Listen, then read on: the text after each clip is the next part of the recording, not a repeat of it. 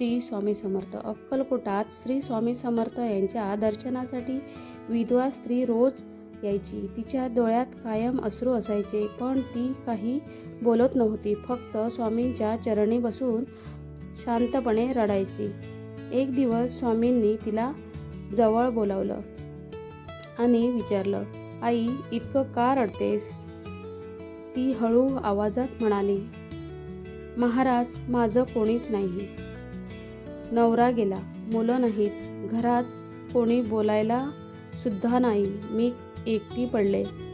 जगण्याची इच्छा पण उरलेली नाही. स्वामी समर्थ काही क्षण शांत राहिले.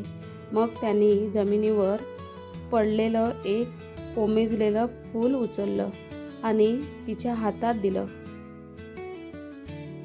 ते म्हणाले, हे फूल बघ, झाडापासून तुटलंय म्हणून कोमेजलं, पण याचा सुगंध अजूनही आहे ना? ती म्हणाली, हो महाराज. स्वामी म्हणाले, तसंच तुझं आयुष्य आहे. काही नाती तुटली म्हणून आयुष्य संपत नाही. तुझ्यात अजून प्रेम आहे, माया आहे आणि तेच तुझं खरे धन आहे.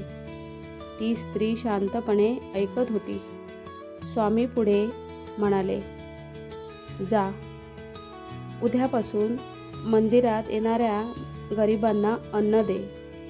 जे एकटे आहेत त्यांना आपले समज.